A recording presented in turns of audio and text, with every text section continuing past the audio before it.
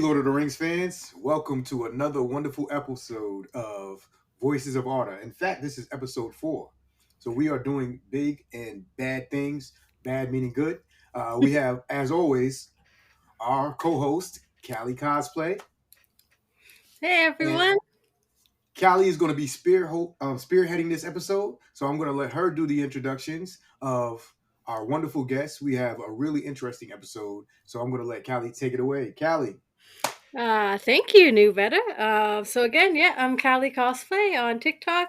And without further ado, I will move along to introducing our two wonderful guests for this week.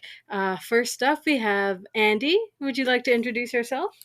Hi, so my name's Andie. On TikTok and Twitter, I'm AndieINC, like INC Incorporated. It's just a silly username from a million years ago, but that's how you can find me. And I also have a podcast called Tolkien with Friends, and you can just find us at like tolkienwithfriends.com. We're also on Twitter and Instagram, but you can find all of the links to like Spotify and all of that stuff at tolkienwithfriends.com. It's just easier to remember that way. But so me and one of my very best friends, we talk about the Lord of the Rings via groups of chapters, comparing it to the books and the movies, and it's been a really fun time. Yeah, very dope podcast, may I add. Well, thank you very much. I was supposed to be a guest, but I ended up having an emergency happen, and I looked at the podcast and I saw it, and I saw Kali on it, and I became instantly jealous. So we're not going to talk about that anymore. But make sure you go follow Andie, you go follow her podcast, and you make sure you subscribe, like, share, all that good stuff. And on to our next guest. I'm going to try to pronounce it Iris. Is that Iris with a Y? Iris with 2 eyes in the beginning. Iris, it's beautiful, and we will try to get that right throughout the episode. Yeah, such unique guests no worries. With their names, like their names are magical. The way they say Iris, just do it again. Just do it for me. Just say Iris. Iris. That's my name. Thank you. That's who I am. Yeah, that's my name. I like how it's not special to you at all. Like this is nothing. This is nothing. Oh. But over here, we don't hear that a lot. So very special to us. Welcome to Voices of Arda. Thank you for being a guest on our podcast. Thank you. Thank you for inviting me. Sorry. No and we can also find you as HobbitHotTakes on TikTok, right? Yeah, that's right.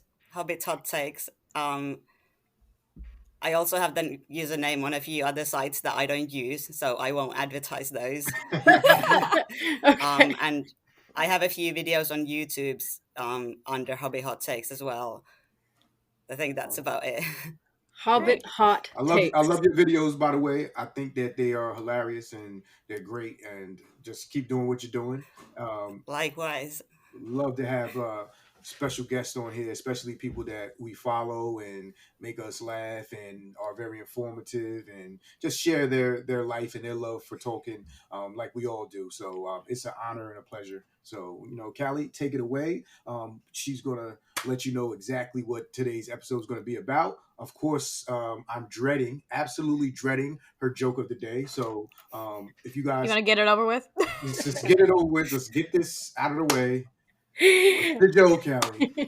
All right, so this is going to be a bit of a serious episode, but before we get into all of that, I have to start with the joke. So, what do you call a group of introverted hobbits?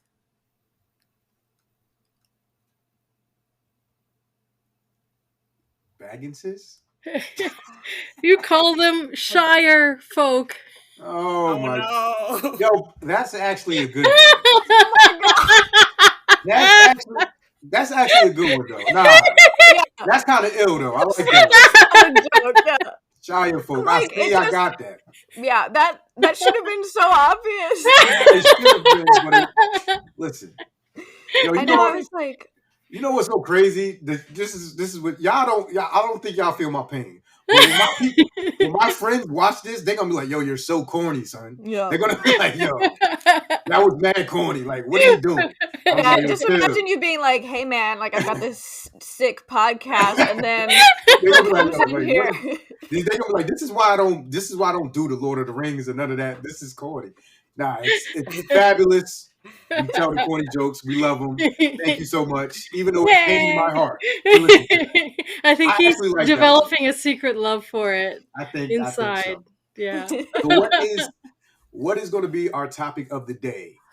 All right. So, as we alluded to a little bit in the last episode where we had the fabulous guest Ebony Warrior Studios LLC, Shout we out to talked Ebony Warrior. Ebony That was an Warrior. amazing episode, by the way. Yeah, He's I a listened to that fantastic today. It was creator. very good. Awesome. Thank you guys. But yeah, so we were talking about all the wonderful things, and then also as people of color in the fandom and cosplayers, especially, sometimes the reception has not been quite so positive. And I was actually talking to someone on TikTok live yesterday, and they also make like fun interactive Lord of the Rings content that I know that we between the four of us have interacted with, and I asked her, what she likes about Lord of the Rings, and Yeah. she kind of got this look on her face, and she said, "Well, I'm not really a fan."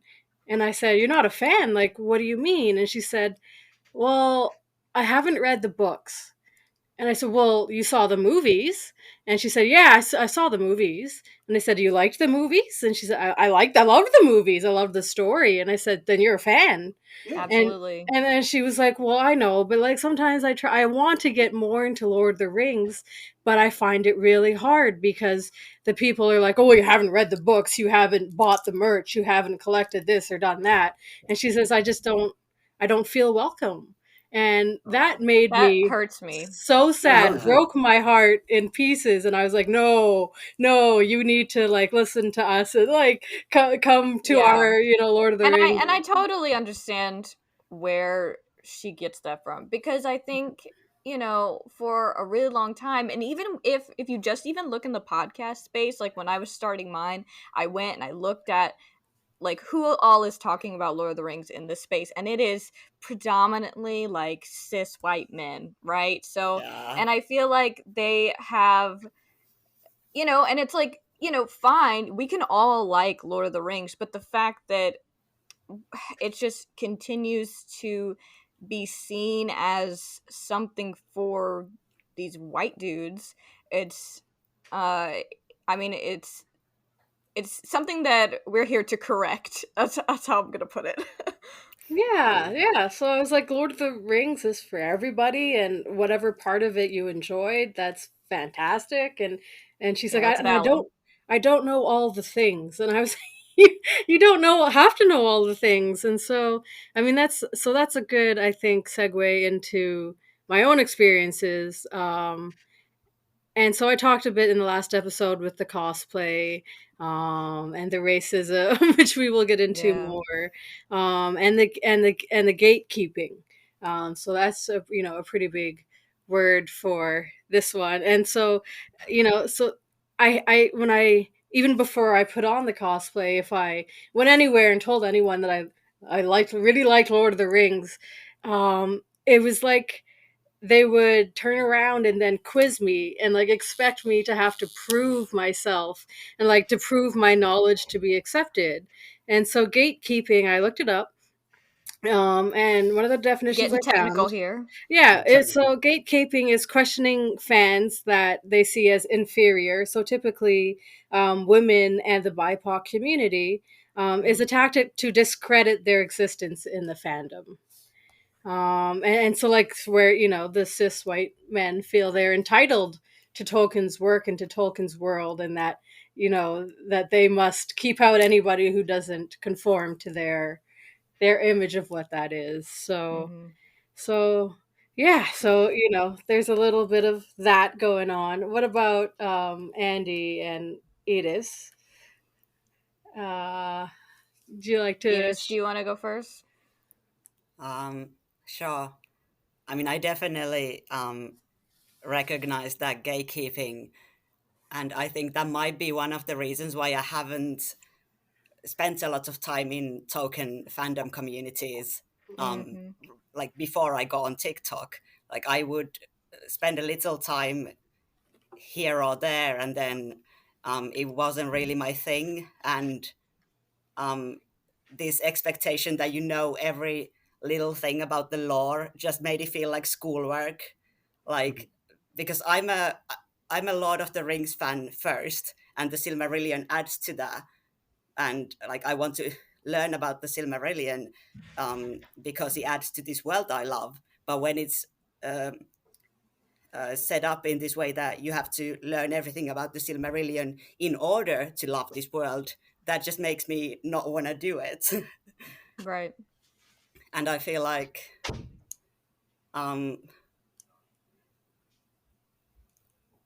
I went on Reddit for a while. There are several Lord of the Rings communities on there, and I was like, Reddit oh, is maybe I tough. can learn something.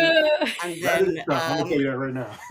yeah, I like last year when I think around this time when news came of the token and diversity seminar that was organized in yep. the summer by the Tolkien Society, which I think is quite conservative. So I was surprised by this seminar topic. Well, when feel news like of they're that came trying. out, the Reddit communities went horrible, and that's when I stopped. I stopped going to Reddit for that. And I'm but glad I missed that. yeah, As someone who posts almost daily on Reddit, you do. I've had the most trouble on Reddit. I've Yeah, had the most backlash on Reddit. Ugh. Whether it's pronunciations, whether it's feelings on the show, or that's coming out, or anything like that. By far the most backlash I get is on Reddit. The most gatekeeping I get is on Reddit, and Mhm. at first I used to just kind of get mad, and then I just kind of was just like, I kind of just sunk into a place where I was like, you know what? But I have a community. At a lot of people like enjoy what I'm doing. They don't care what those other people who don't like what I'm doing or trying to gatekeep Yeah. feel like. So I don't have to exist in their world. They are trying to exist in mine. Think about what they're doing. You post something, they could scroll by it, they could see it. It's not killing them, hurting them, harming them, anything. They're just giving their opinion on it, and it's the one comment out of 100, or there may be more for you, or whatever the case may have it. But let's say you come to a community like ours, where you're receiving love, you're receiving praise, and you're receiving that same feeling is reciprocated back while you like Lord of the Rings. But then you'll go somewhere like Reddit, and you'll concentrate on Reddit because of the negativity, where you don't have to do that. That's the one thing I want to iterate to everyone, is that you don't have to let these people with these negative, poisonous opinions affect your life. Like, Yeah. you don't have to. It's there. It's sad. We gotta change it. We can only do what we can do, and we focus on the love, and we focus on that stuff. I know Yeah. I'm right there with you, because I'm African American, so I get, and as a woman, I can understand, or other whatever gender role Non-binary. non-binary you choose to use. Sorry if I got it wrong initially, but when It's it all right. comes, We're just listening. don't we're just worry. listing things. I know it could be tough, but it's extremely tough being black. I just want to say it's extremely tough being black, and I can only imagine being a woman or non-binary. It's probably even more tough. You know what I'm saying? Because cis white men just seem to think that they control everything, and And you know try to what? lean on you. History has told them that they control everything.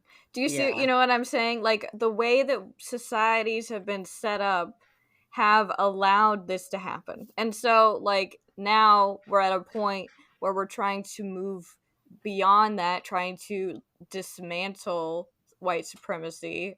Not everybody, obviously, but I think that that's like the goal. yeah, So and that's, I think, why having folks like us, having more diverse people in the fandom is so important, because to show them, because even if, like, I don't believe that we're going to convince like every racist on the internet, You're or like not. everyone that has internalized You're not these at all. white supremacists. But if we can show all the women, all non-binary folks, everybody of, you know, Black, Indigenous, other people of color, that this is this is a community you can be a part of, and we can be welcoming and fun and not discriminatory, you know, that there is that we can, I feel like there, if we're successful, that we could overwhelm the folks that feel some kind of way about it. Yeah, definitely the best way to deal with it is just by existing and continue to do what you're doing,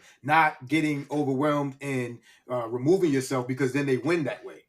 Yeah, and that's one thing. It's like, if you are a person, you know, like Kali, the other TikToker that you were talking with recently, you know, because I understand the feeling of like of loving Lord of the Rings and not having a community, right? It's not like an automatic thing. Like when I was growing up, like of course, like I was going to those midnight premieres and I was buying like the Leaves of Lorien, and I used to have an Evan Star necklace, but it broke in high school. But you know what I mean? Like I was buying the merch, I was in it. It was just like me and my small group of friends. You know, it wasn't necessarily me feeling like it was like a larger thing. So then with like the pandemic and everything, I mean, this is how I feel about it. Like I felt like I went to those things that comforted me, Lord of the Rings being one of them, and I like dove head first, right? And then stumbled my ass onto TikTok and found all of you, you know, and then it was like, oh, there's like cool people thinking about Lord of the Rings like I am, you know what I mean? So it's like, it's not automatic. And I just like, if you do stumble across this episode, like find us, like we have a Discord, like you can literally hang out with us via the internet and not have to be like surrounded by this other narrative, this other like gatekeeping situation. Don't have to be surrounded by it at all. A lot of times the way I feel about something or the knowledge that I have, I feel like I can overwhelm or intimidate people by it, and it's not on purpose at all. You know what I mean? And it's like, I don't mean to do that. But one thing I learned, and I'm proud of myself for doing this. I hate The Hobbit, right? Let's use this as an example. I absolutely hate the Peter Jackson version of The Hobbit. I hate it. Mm-hmm. But what I don't do is when people come talk to me about it and say, "Oh, I love The Hobbit," I don't beat down on them. I don't say you shouldn't do it. I like it this way. That it has nothing to do with me. You're entitled to like whatever you want, and I'm so glad that you got something out of it and that you like it. So don't let my opinion, because I feel like I know X, Y, and Z, affect you at all. I'm so thankful, and I try to tell them that, and it comes over much better than I see other people are like, you can't like this, and you know, when like the way that you're talking about, you know, the way that you have like all of this immense knowledge, but the way that you're like your attitude about it with other folks is vastly different than other folks that you see on the internet, where it's like, well, if you don't know this, then I feel like there's an sorry. Go because I was thinking about this.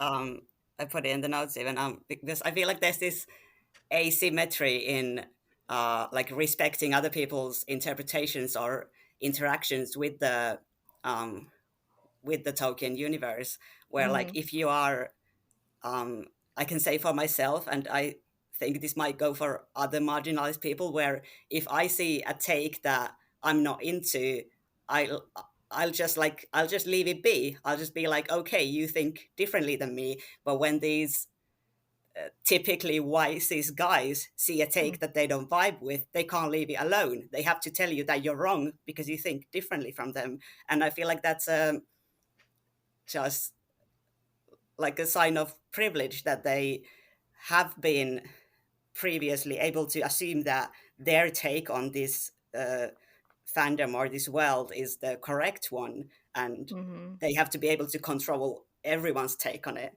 That's and what you know, it feels it's like Tolkien's work is so vast. Like his brain was on another level, right? Like there is so much to it, and so much that he didn't even include that he may know, but he didn't like it release, you know. But I think that the design, like the structure of the world, to me says like, I mean, he specifically said about having other minds and hands involved in this after he's gone, but also like it's so applicable and so broad that like everybody can get something out of it. Like it's not like a prescribed like you must be these things in order to enjoy Lord of the Rings.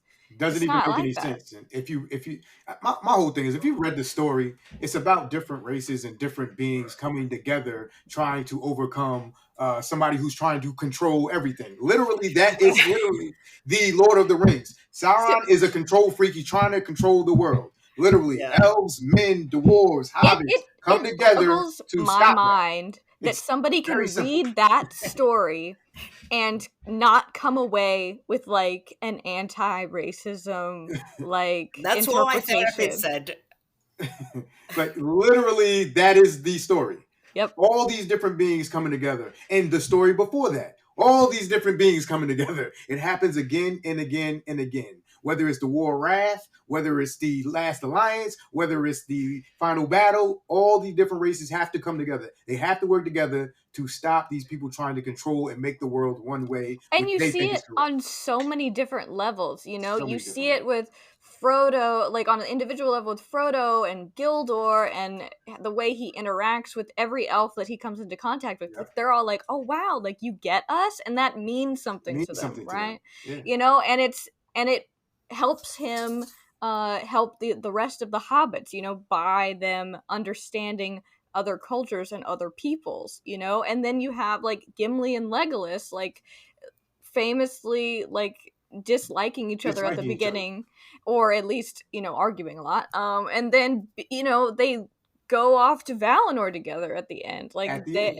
Like Galadriel's empathy toward Gimli should say everything, because we see Celeborn get angry in the book. We see Celeborn get angry at Gimli for Gandalf being lost, and he blames the dwarves.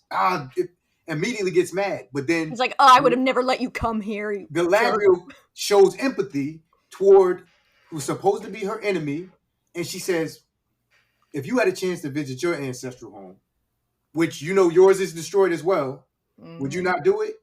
And she speaks the name of Khazad-dûm in his language and shows empathy and understanding and toward each other. Not her friend, not her race. She shows this and softens Celeborn's heart, and then he apologizes. And it's like, you learn from that.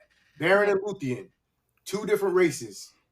Literally, if they didn't come together, there would be no rest of the world. You know what I'm saying? Elf and man. Idril, Celebrindo, and Tuor getting together. If they didn't come together, there would be no world. You know what I'm saying? Different races is the union of these two different races, two different ideals, two different fates at the end. But the joining of these fates literally saves the entire world. If you can't get anything good out of that, then you shouldn't be reading The Lord of the Rings. You know what I'm saying? Well, Callie, you've been real quiet over there. What's going on? What's on your mind? We want to get your take, your feelings, your thoughts, your situations that you've been through, because definitely been a little quiet, and that's not typical of Callie. Let's go. No. I tend to be quiet until there's something to be said, and then I say it. But so we started already sort of evolving into a discussion about sort of the themes in the books themselves, or in the legendarium itself. Before we do that, though, I just want to make sure that Andie and Iris, have we given you enough time and space to share your experiences with the fandom? Is there anything else that you would like to share, negative or positive? Well, only that. Like I said, I haven't been very invested in token fandom before TikTok, and it has been such a change once I found the token people on TikTok. It has been so wonderful. I think about it every week, how great it is that I found this community and that I can make these silly little videos and just talk about token to people. Also, I think I need to turn on a light. I didn't count on the sunset thing. All right, go That's all for right. it. I know I keep forgetting how far away you are. Yeah. All right, boom. And there is light. Shadow at the end. There we go. And we can see you. Yay. All right. Where are you coming to us from, by the way, Iris? You are clearly not in the continental Yeah. U.S. No, I'm in Finland. In Oh, Finland. that's dope. Finland. Yeah. I think if I'm not mistaken, the greatest sniper in the history of the world is from Finland. The greatest neighbor? Snipers. The greatest sniper in history is from Finland. It's this little guy. The guy on skis. He might have been on skis. I said sneeze. Skis. He might have been on skis, but I know he was putting in a lot of work. I think against Well, the good for Germans. that guy. I know it's a random fact. Like a World War II thing? Yeah, World War II, if I'm not mistaken. World War Oh. II, putting in a lot of work. So look him up after this, you know. I Some random will. facts. I know what Some video random I'm facts. going to look for after this. Go check him out. He put in a lot of pain, a lot of work. He was funny. very Legolas-esque. Like, It's always funny to hear, like, what's the one thing that people know about Finland? That's true. Other than that, I know nothing about Finland. Absolutely nothing. Quite fair. So yeah, but I mean, you may have also very different experiences with the fandom there than the American one or the one online. So you know, if you have anything to share, please jump in and don't be shy. And Andy, did you have anything else you wanted to share? I know that you and I have talked a lot about the gatekeeping and the whole. Of course. Well, I could share a story if you want. So like for my podcast, I just did this super benign tweet the other day. Like I found it was just a screenshot. It was like an image of Arwen and Galadriel from Peter Jackson's Lord of the Rings. So Liv Tyler and Cate Blanchett together in a scene that was obviously cut. And my tweet was essentially like, "This would have been cool to see. What do you think?" And I guess I just hit right at the same time that all the misogynists were online, because those were the first comments that I started to get, which made it like extend the reach because people started retweeting it and like replying to these jerks. But it was just like, it's amazing the things that people will do, like the gymnastics that people will go through to try to convince themselves that these women would have never spoken to each other. There's no reason for them to speak to each other, even though it's like Arwen. That's like, her grandmother. Yeah, and then it became. I know exactly, and I would say that, and then they'd only talk about girly things, and I'm like, you think that this woman that is as old as like the beginning of time almost was only care to talk to her, essentially her daughter, who because she's her grandmother and Arwen's mother passed away. That is all that they would ever speak about, or also that I don't know, that women speaking is just like to be dismissed. I don't know. It was amazing to me. Just like there were even women commenting stuff like that. Let me gatekeep you so that the gatekeepers won't come for you during this episode. Yeah. Arwen's mother is still alive. She just left and went to Valinor on her own accord because she didn't. She couldn't. Oh, right. She's just not in Middle Earth. I don't want somebody to watch this and be like, "You don't know what you're talking about." Oh my god, she's like, I mean, tortured by orcs. I feel like So she left. She couldn't get rid of the trauma of it, so she left. But yeah, I was talking to my mom about this yesterday, and I was like, it's basically like elves get tired of the world and they go retire in Valinor. But it's more or less like it's not on the plane of being anymore with Middle Earth, so like close enough. She's not coming back, is what I'm saying. She's not coming to be mom. She wasn't there, and she didn't raise her, right? Sort of like, she's not there. So I mean, so we know what you're what you're saying, Andy. I'm just messing with you. And yeah, that's true. I did see that, and they're like, well, good thing we didn't need 3 minutes of women talking about their hair and nails. And it was like, what?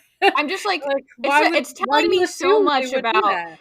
Well, because they hate women, but that's a sign of their stupidity and weakness. I know, but even it say just something so. surprised me that like at the time my account didn't even have like 100 followers. I'm just like, why are you so mad that I would suggest? Because most of the time I'm on like the queer Lord of the Rings side of Twitter, and everybody's talking about Sam and Frodo like being together forever. So I was like, that's who I thought I was talking to, but No. that wasn't what happened. And it was just fascinating that they had such visceral reactions about it. And I know that that's the same kind of things that you guys saw whenever the Rings of Power stuff was being released, and you like we all didn't hate the idea of a black elf or a black just dwarf. for not hating it, they would attack you. Yeah. I put up, I'm sure you've seen, just because I didn't attack the trailer, that I used to follow you, now you betrayed us, and I'm like, what? It's funny to me how personally they will take this story that I'm like, you have nothing to do with. Do you know what I'm saying? Like, it is a novel. They are books, and anybody can read them and interpret them as they will, like as we've learned in like any English class in high school. There's no one interpretation pretty much of anything. I mean, your English teacher might have one that you are quizzed on, but you get what I'm saying. But it's just like, how I don't know, like how is the idea, I mean, obviously the answer is racism, but it's just fascinating that you have claimed this as white for as long as you have. And I don't think the Peter Jackson movies necessarily helped in them not thinking that anybody else could look any other way. I do see a lot of that with like strictly movie fans, as far as not thinking that Peter Jackson gave us the perfect adaptation. I see that a lot, as far as believing that it didn't deviate at all from the text. And so taking and I understand loving something a lot, and loving the casting choices and loving what it is that we were given, but I think that it's like, to have your imagination, to be able to accept dragons and Valar and like different tiers of gods and different types of magic and all that, but then to have it so limited that you cannot imagine other skin tones or people, like people that you see in real life. Yeah. It's really hard to wrap your mind around sometimes. If I may, real quick, just go on a little rant here. Do it. You know what it this really is your podcast. I'm gonna be 100% honest. This is what it really is in today's climate. Mm-hmm. A lot of racism and stuff, behavior is being called out for what it is, and then the powers that be in certain areas are like, okay, are we going to continue to do this, or are we going to change, right? Mm-hmm. So let's say producers and showrunners are like, you know what, there hasn't been a lot of inclusion, we've been getting a lot of backlash from it, but it's not unwarranted. There hasn't been a lot of inclusion, so let's include it. And this has been happening, whether it's with the police. You know what, we have to change what we're doing because we're getting a lot of riots and we're getting a lot of things like that. Only a few black actors have won Oscars. This is crazy. There's been 50-something Oscars. There's only been one black president. There's been 40-something presidents, So that change, and with the climate resistance, a lot of white people, not all, feel like they're losing something. They feel like they're losing something just by anybody saying, hey, how about we include women in this? How about we include people of color in this? How about they don't understand that the balance has been so unfair that they feel like they're losing something. They're not losing anything. Right. They're not losing anything at all. It's really like all the main characters in the Ring, like for example with Amazon, like all the main characters are still white. They're adding that's characters like that were never existed in the Legendarium. Exactly. But it's like, I think about it as far as like, so you're still getting all the things, and then we're also adding to it, so it's more, it's not less. There's nothing being taken. I said they didn't change any main characters color or anything like that. I said I said, who in the second age that is black did you read about? I asked people this that had this problem, and none of them could answer me. And I said, what do you know about the second age? And they couldn't tell me anything. And I said, they don't know. no, there's not much about the second age. So what they're creating, you can play with. You can have different things, and this is so. If you can't understand that, then you're not really a fan, and you don't even understand how media works or how storytelling works or anything. Yeah. If you have room to play with stuff, you can do that. They're not changing anything that you know already. Nothing has been changed that you know.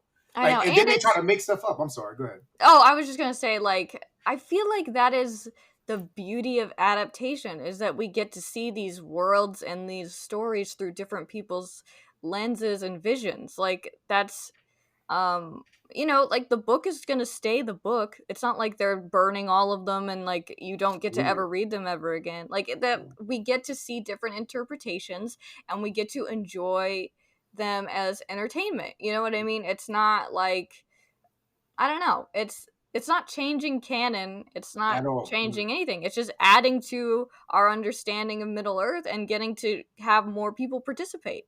They're like, why does Galadriel have armor on? I said, what?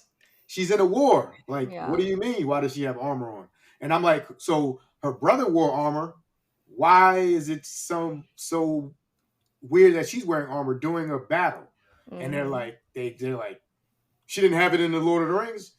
She was not fighting in the Lord of the Rings. She was like basically retired at that point. Very retired by then. She was in her kingdom. She was in her kingdom chilling. Yeah, exactly. Yeah. Why wouldn't she have a dress on? You know, she wasn't doing anything. She didn't. She didn't do anything. Tree. Yeah, like, what are you talking about? Like, if she was in a fight, why would she have a dress tree? Why wouldn't she have armor on? And the stuff they just make up, they're like, they try to gatekeep stuff that they know nothing about. Like, it makes me, it's like, thank God that I have this knowledge, because I can retort them so hard that it really like frustrates them, and then they resort to racism when they can't. Like, somebody because did that to me. That's what it was the whole time. Yeah, exactly. You know that's what I it mean? always was. Yeah. They said, well, why does she have the Feanorian star on her chest? That makes no sense. I was like, what? I was like, it makes perfect sense. Her and Celebrimbor are like best friends. So Celebrimbor, being from the house of Feanor, who was his grandfather, he made that armor for her. So why wouldn't she wear armor from her best friend? In some iterations, he was in love with her. Read. So of course she would have that on. She spent time in Arabian. She spent time. Why wouldn't she have that? It makes more sense that she has it than she doesn't. Even if that's what the interpretation of that star is. We don't 100% know. We don't even know. We don't know. We know so little. It is, and then they're like, well, I don't have anything to say to that, so you're a nigger. No. Oh my God. What are you talking about? And it makes me laugh. It makes me feel better. I'm not sure, but seeing stuff like that, if they're let's say you're talking about Sauron, whether he's multi-gender, or whether he likes men or women or both. They get so mad, and it's like, this dude is literally the greatest trickster in the history of the world. Why wouldn't he play on both sides or he might just actually like that. Like, this is literally part of his being makeup. So why is it making you so mad? That actually makes more sense than him just being one way. Like, you know what I'm saying? You can't manipulate to your fullest if you're one way. You know what I'm saying? So, or whatever people's interpretation of it is, but they can't see past their own vision. Well, it'll be interesting to see what they do with Sauron / Anatar, because it's like, I feel like there would be, because, on one hand, he's the bad guy, right? And I would be like a little sad if that was like the only reason that we would have like a like a gay couple, is because he's trying to manipulate the situation, know?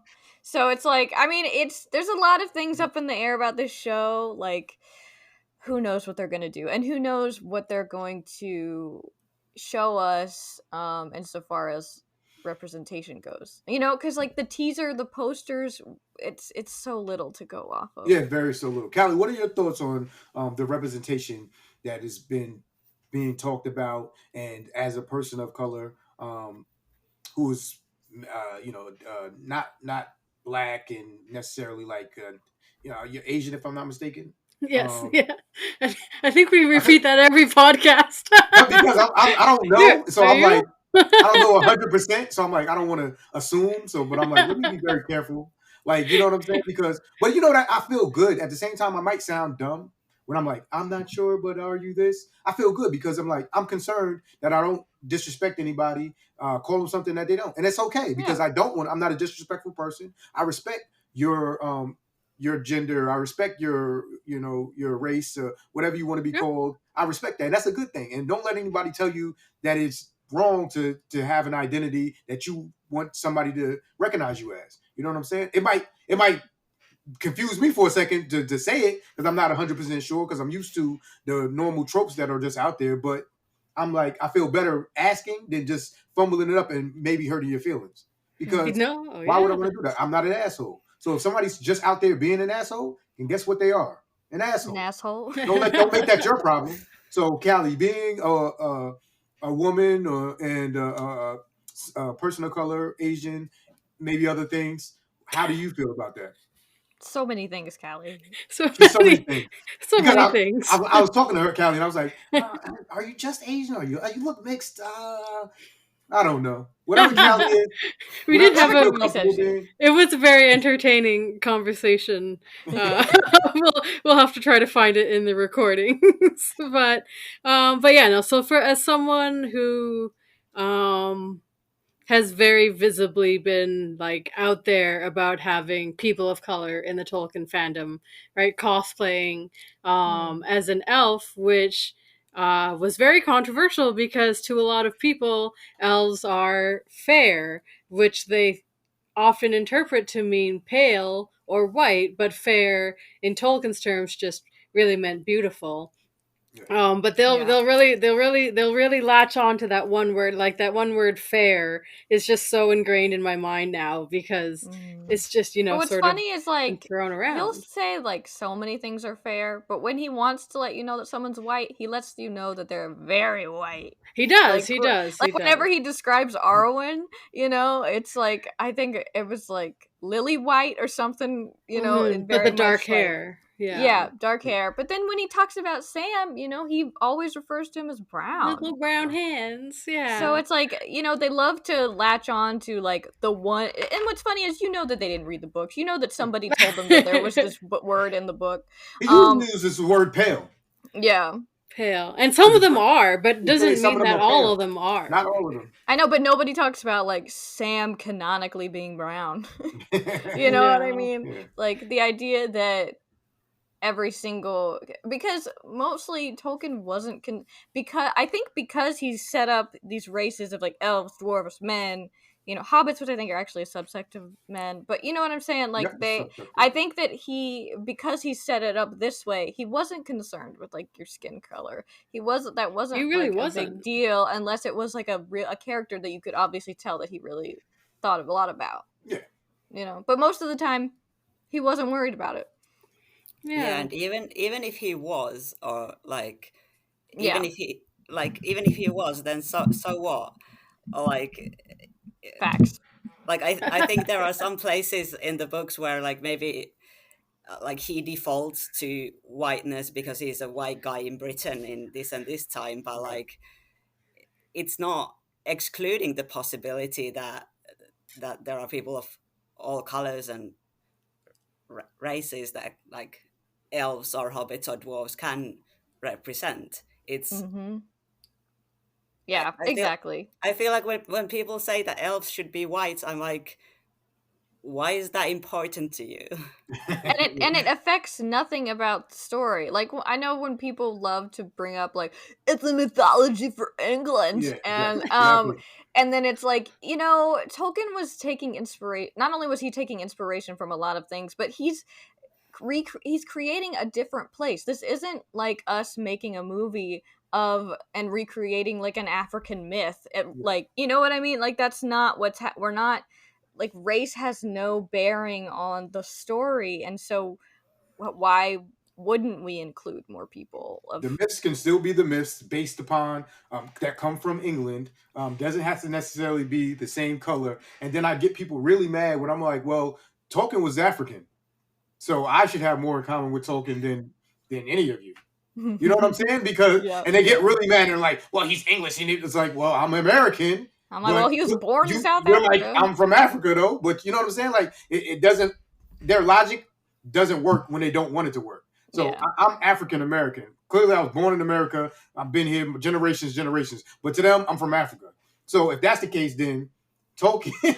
You know what I'm saying? Like what are you talking about? Like, you know, they just, I mean, you know, they're gonna say what they're gonna say, but say what they say.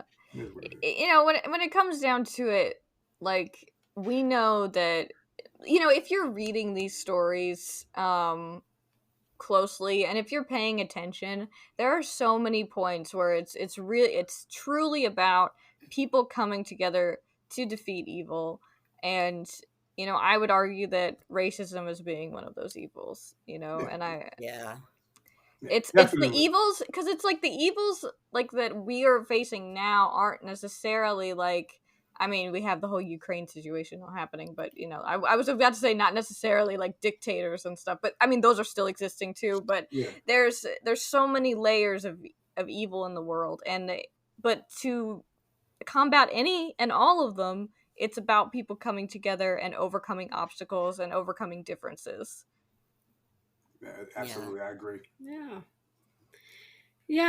So absolutely, and that is the key theme that we should always be reminding everyone about. You know, when we're talking about the Lord of the Rings. So so we've just spent quite a bit of time talking about the new show that's coming out, because I think that we can all agree that unveiling the Rings of Power is sort of what woke everyone up. It's kind of like, the way I think about it is like the fandom was quietly sleeping like the Balrog in the mines of Moria, and they were just there peacefully living in their supremacy and their, you know, their thing.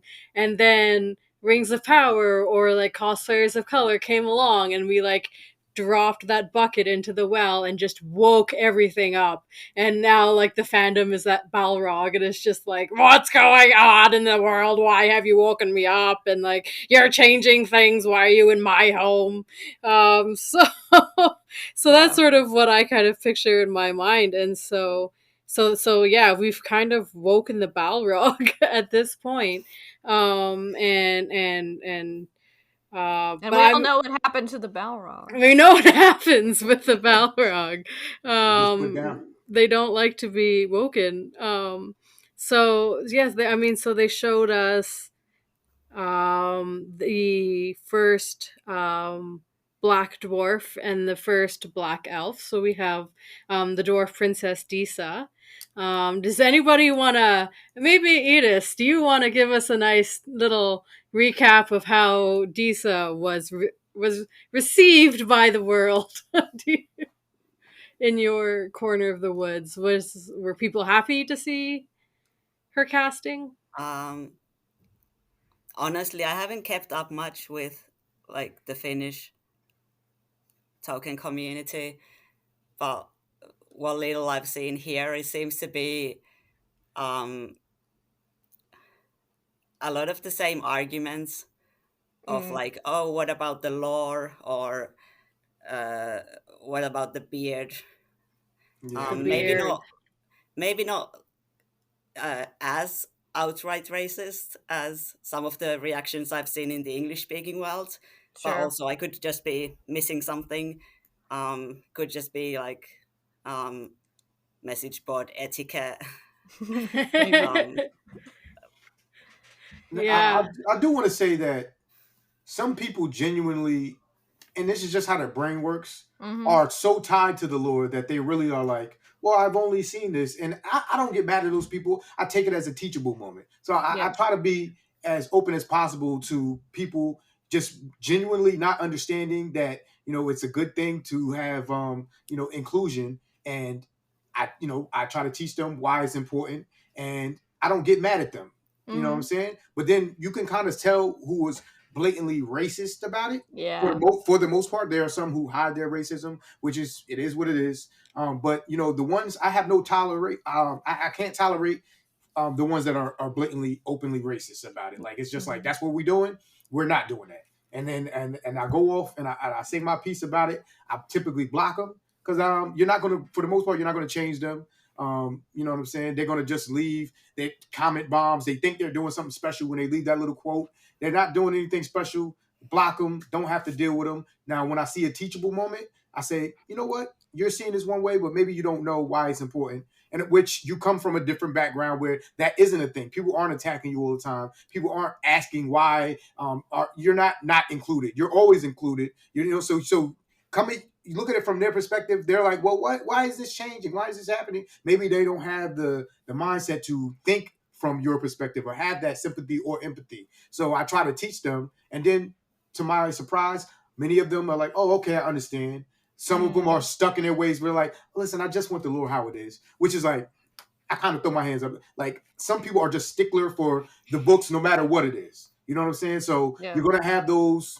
It is what it is. But we got to just root out the evil, racist haters. Yeah, get them out of the fandom. The misogynists, all the people that are against the people or the LG. The alphabet mafia. Yeah, I also feel like that community. I don't know all the letters. Sorry. I don't want to say it wrong. I'm sorry. Just bunch of letters. No, I just don't. I don't know. I know the order a little bit, but I'm like, if I say it wrong, they're gonna kill me. So So I feel like when these people are like attached to the lore, they're attached to their version of the lore. Like, I feel like some of it, like they act like, and they probably think like it's all what they've got from the books, but they've also like projected some of their worldview onto it, or just what they used to. Yeah. So most like it's not even just the lore; it's also what you projected onto it, which is funny because often the same people say that if you want to include people of color or queer people, that's projecting, and they don't recognize that everyone has their projections.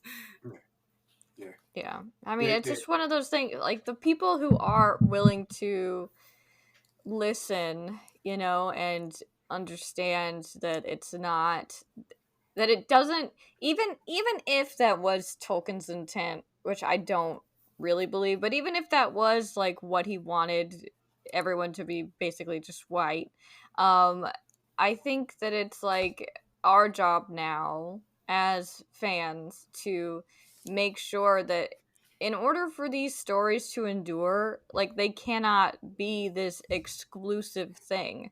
They cannot be just for white people, because these themes are universal. This is a story that should be passed down forever. Like, in order to help it live, we have to open it up to more people. We have to make sure that people feel included in this community, because it is it's something that I love so much, and I want to share it with people. You know what I'm saying? And so it's like, if you are having these feelings about, feeling some kind of way, I would just implore you to kind of ask yourself why, and not stopping at the answer of it's the lore, because typically, like, if you continue to look, there's nothing in the lore that excludes truly, I would say.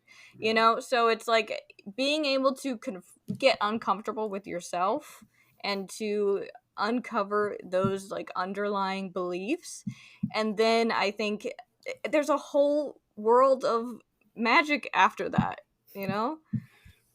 Absolutely, exactly. Yeah. I feel like they should be just completely happy that it's reaching so far and reaching so many different types of people. Like, if I can use an analogy, like I would say, like how hip hop, like clearly hip hop was started in the Bronx, in the hood, with Black and Puerto Ricans, and now look at it. It is literally pop music now. Like hip hop is the number one consumed form of music. You can look it up. It's literally the new pop. So for it to have why would I get mad at that? Why would I get mad that people of different races, they love it. They want to hear it. They are happy about it. They like, I'm not going to be mad like, oh, this is only for blacks, like, or this is only for Puerto Ricans. Like, no, like, look how far reaching this is amazing. This that came from exclusively black and Puerto Ricans, but look, everybody loves it. It's so great that look how it's affected everybody, and everybody has accepted it, and they love it, and they do their own forms, and and everybody wants to be a part of it in some way, shape, or form.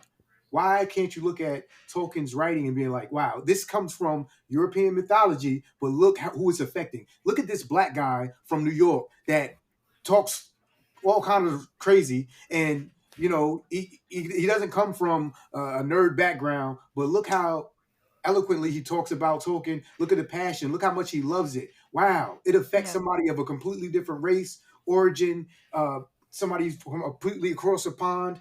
That's amazing. I'm so grateful that he wrote something so inspiring and so great and long lasting and affecting people of all different backgrounds. Why wouldn't you say that instead of just trying to gatekeep it?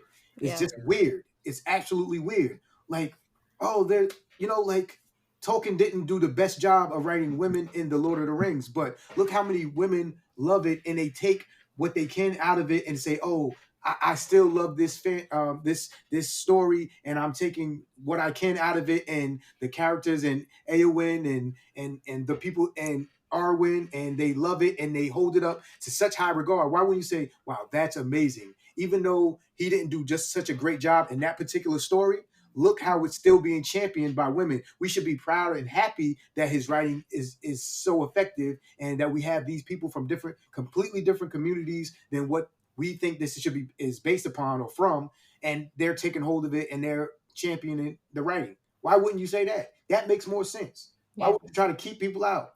It doesn't make, it actually doesn't make any sense. You know what I mean? You know what I mean? So, I know exactly what you mean. It's applicable to so many people and situations. It's so expansive. That's the great thing about it. Yeah. It's exactly so.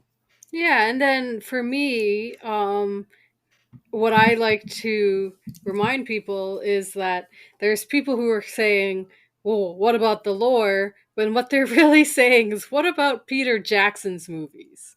Totally. Right? Because that has been held as the standard. But like, dude, he gave us 6 movies, okay? And in the extended, that's 20 hours and about 20 minutes of film. And there is not one BIPOC main or accessory character, and we just let him get away with that for all these 20 years. Like, it's time for change. Like, Peter, like, you guys have you heard that people are like, it has to be Peter Jackson's image or none? I've even seen people talking about how like Rings of Power has to be what Peter laid out, or it has to be, I don't know, and also the assumption that like Peter didn't change anything about the story, and it's like he took a lot of liberties. I mean, that's like the whole point of my podcast, is to talk about things that we enjoyed in the movies, like the things that we liked in the books a little bit better, and it's just like, I love I think the casting choices were amazing. Everybody did their job really well, right? But there is nobody, I don't think that you could really argue that like there are other actors, of color who could have done just as good a job. You know what I'm saying? Like, the Peter Jackson's version is a version, It's an interpretation. And there's room for more. Yeah. The funniest thing about it is, I find it is hilarious. These so-called purists, that's what they want to call themselves, Tolkien purists, have no idea what they're talking about. Many of them have never read the books; they just saw the movies, so they think that they're doing some kind of justice to the story or Tolkien. They think they're defending him, when actually that's Peter Jackson's interpretation of the story. So you don't know what you're talking about, because he changed a myriad of things. I could name in 5 seconds 100 things that he changed that are completely not canon to the story, that he completely changed and are wrong. But I had a man try to tell me that Peter Jackson only cut and reordered. He never added. And I was like, oh, well, here we go. Because like, there's a million things that he added. Things that he added or took out. And if you was a real purist, then just be a purist then. If you're going to be a purist, let me see you be 100% purist to the books then. And then you'd be like, well, this isn't even the same story. Also, if you were really a purist, you would be more upset about the Peter Jackson films. You would be like, but it was done so well. People get it stuck in their head and they think that is the story. Also, this whole comparing the Rings of Power to Peter Jackson's film, it doesn't make any sense, period. Yeah. And this is what I tell people that try to argue that is they do not have the rights to Peter Jackson's films. They cannot be the same. They're not allowed to be. It's not a they should try to. They're not allowed to be. Google is free. Literally, you can look this up. And also to think that like that you're bringing, so like with Peter Jackson's team is a group of lovely people, and they're artists, right? Like everyone from Weta, all the costume designers, like they're artists, and no artist wants to take what someone else did and then just regurgitate it, right? Yeah. So like the same thing with Rings of Power. It's a whole new group of people, and they are going to give us their version of the appendices, more or less, because they don't technically have the rights to Silmarillion to begin with.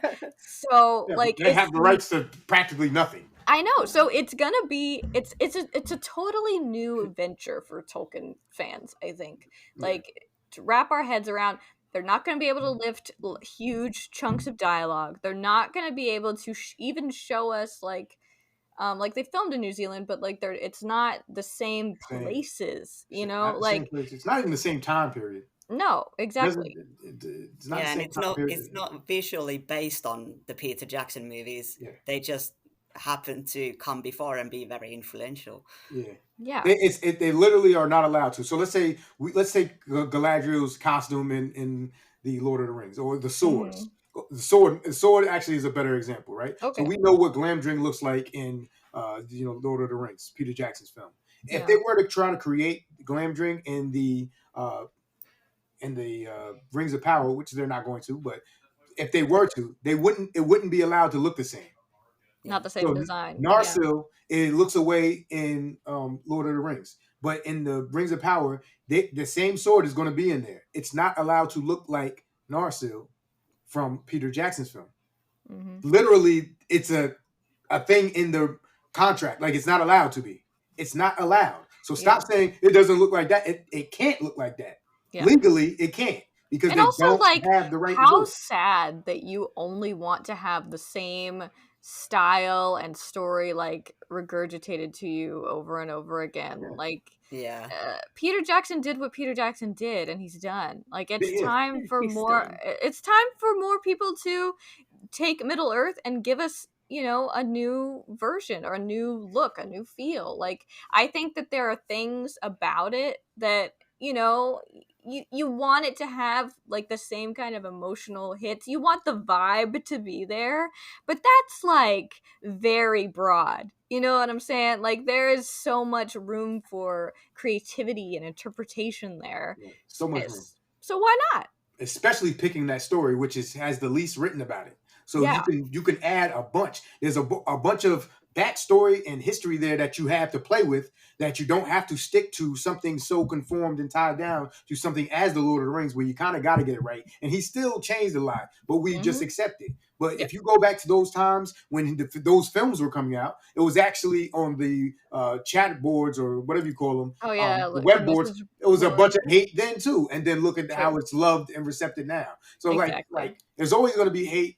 We can't wrap ourselves up in fighting every single person. We do what we do, and we defend, and we open the door for everybody to know, hey, we're here. We're not going anywhere. We love this too, and we stand our ground, and we welcome people into our community. So, you have a safe place here, and we just do what we do, and we be good content creators and advocates, and we're going to win. You never want to be on the wrong side of history. You always want to be on the right side of history, because it's going to show. In the future is going to show, and we're going to be absolutely.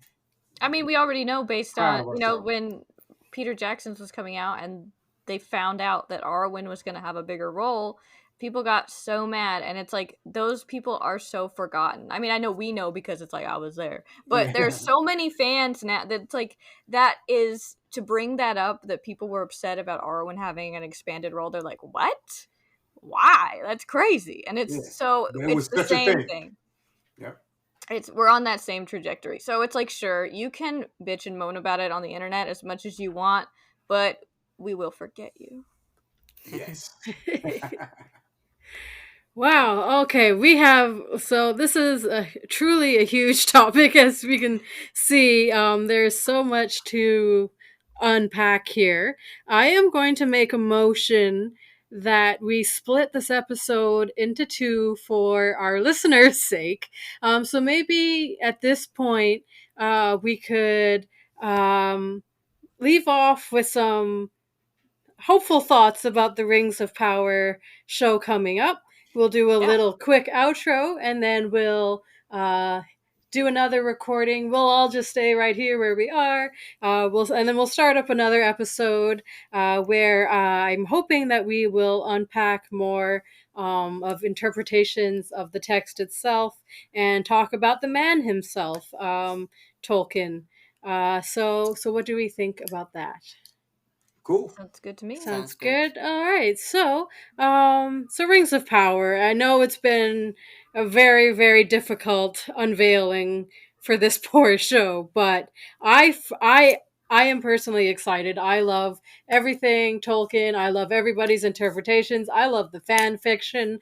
I love the unholy. What do you call them? Like the relationships that people do in their heads. Like someone was doing like a Thranduil Bard love story. Like I love all of this like craziness, so funny. And just like sharing everyone's love for all of it and all of the forms it takes. So I'm excited for the show. That's what I tell everyone. I'm not concerned about, I know there's compression of timelines and there's like things like that are in the story. But as someone who watches what is that 21 Day Fiance or whatever those horrible shows are, I know what bad TV looks like, okay? And I watch it anyway. So I don't think Rings of Power can be any worse than Bachelor in Paradise or whatever that nonsense is. So I'm excited. That is my positive thought on Rings of Power. All right. Yeah, I think it's gonna be like honestly, we have nothing as far as like what the writing style is gonna be like. But what we've seen so far, I think there's it's an exciting time. There's a lot to look forward to.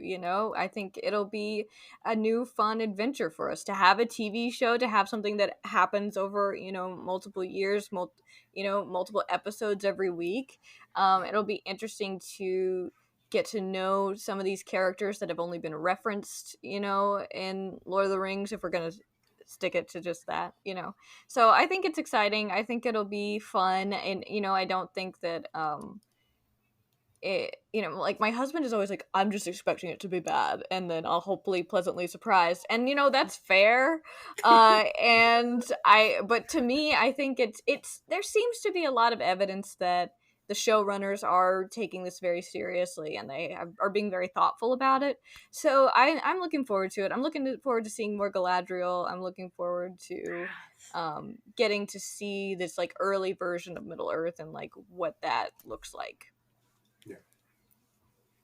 Iris? I've been a bit I've been a bit slow to warm up to it, but I am starting to warm up. I think everyone else's excitement is rubbing off on me, and I think it'll be a fun time, even if it's not everything I wanted, which I don't even know what I would want, but yeah, I hear you. I am warming up to it. Yeah, good to hear. Because I don't rail against it, people think that I automatically like everything that I saw, and that's not the case. But who am I? You know what I'm saying? I love Tolkien's work so much that I just got to accept what I get and try to get the best out of what I can get out of it. And I don't love that they compress the timeline. Some people don't care. I hate that. But I'm going to go with it. I've seen things change in the Lord of the Rings that I didn't think that I liked, but I actually like now. So it doesn't matter that I don't like it now. I'll give it a chance, and I might end up liking it. So if they do it tastefully, which I don't know if they did, but I'm going to give it a chance. So I'm telling you right now, I don't like that they compressed the timeline, but I'm not a jackass, and I'm going to give it a chance, and I may end up liking that they compress the timeline. It may work better for the show. So I'm going to give it a chance.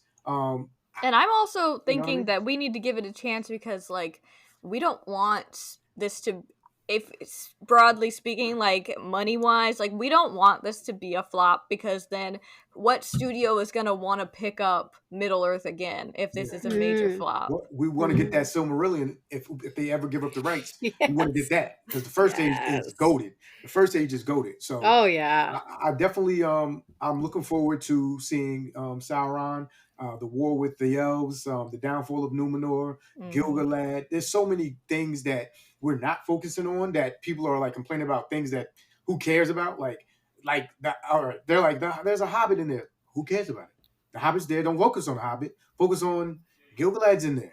Focus on Sauron. If you don't like something, okay, don't focus on that part. You know what I'm saying? You don't like everybody from Game of Thrones. You focus on the people that you like. You didn't like Ramsay Bolton. You hated Ramsay Bolton. So you didn't focus on him. You just waited for him to die. And then you focused on Jon Snow. You know what I'm saying? Like, so what are you talking about? You dig what I'm saying? Like, nobody liked him. Everybody was like, I hate this guy. All right. You didn't like Joffrey. You waited for Joffrey to get killed. And you focused on Daenerys and Jon Snow and all the people that you liked. You focused on that. The part you didn't like, you were like, whatever. So do that. I may not like this character or wonder why they're there, whatever. As long as it makes sense towards the story, it is what it is. If it doesn't, I'm going to ignore it and focus on the part that does make sense. And I'm going to be like, this was done well. Didn't really like that, but oh well. As long as the rest is done well. You know, that's all you can do. Hope for the best.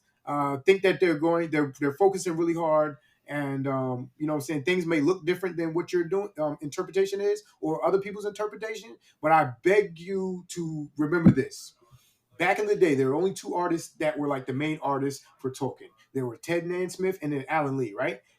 The drawings that you all recognize and know are their artist interpretation of what all these beings and creatures should look like. But one of them very much got much inspiration from Conan. So we have diesel-looking elves that were like looking like Conan the War, and that wasn't the case. You know what I'm saying? And that's an interpretation of what Tolkien wrote.